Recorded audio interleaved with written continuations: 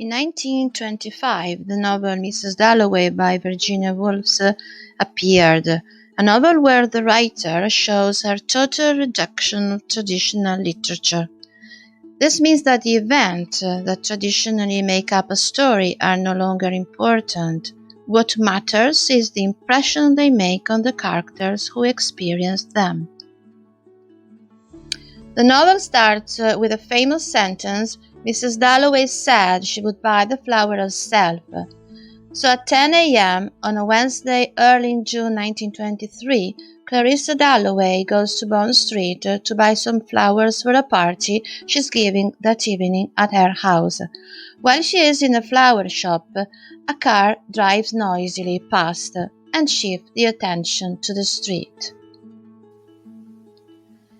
It is clear from the plot that the meaning of the novel does not lie in the sequence of events, but in the way a specific use of time and place holds them together. Clarissa does not simply walk up Bond Street and back again. She also perceives, thinks, remembers, so that her present experience and future plans are suffused with the feelings and experiences of the past. Through the characters in the novel, Virginia Woolf shows life as changing endlessly from moment to moment. Not only are they emotionally aware of the moment as it passes, but they also respond physically to the world around them. The range of character is small. They belong to the upper middle class of distinguished doctors and lawyers, intellectuals, politicians, of society hostesses whose place is simply decorative and entertaining. In its time and place setting, Mrs. Dalloway is similar to Joyce's Ulysses. It takes place on a single, ordinary day, and it follows the protagonist through a very small area of London, from the morning to the night of the day on which she gives a large formal party.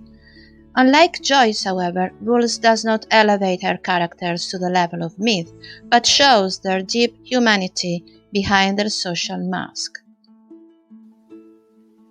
The protagonist of the novel is a London society lady of 51, the wife of a Conservative MP, Richard Dalloway, who holds extremely conventional views on politics and women's rights. Clarissa is characterized by opposing feelings, her need for freedom and independence, and her class consciousness. The fact that she continues to give parties to gain the admiration and approval of others bespeaks a profound dissatisfaction with herself. Her life appears to be an effort towards order and peace, an attempt to overcome her weakness and sense of failure. Septimus Warren Smith is an extremely sensitive man who can suddenly fall prey to panic and fear or feelings of guilt. He is a character specifically connected with the war. He is a shell-shock case, one of the victims of industrialized war who sought medical treatment in the special center set up in 1922. After the war, Septimus is haunted by the spectre of Evans, a friend.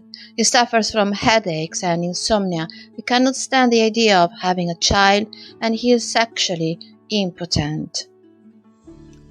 The plot does not connect Clarissa and Septimus apart from the news of his death at her party, but they are similar in many respects. The response to experience is always given in physical terms, through physical metaphors. Their emotional intensity, her dependence upon Richard for stability, and his dependence upon Lucretia for protection. And also their attitude toward their marriages, both founded on need rather than love. But Septimus' paralysis leads him to suicide, whereas Clarissa's never loses her awareness of the outside world as something external to herself.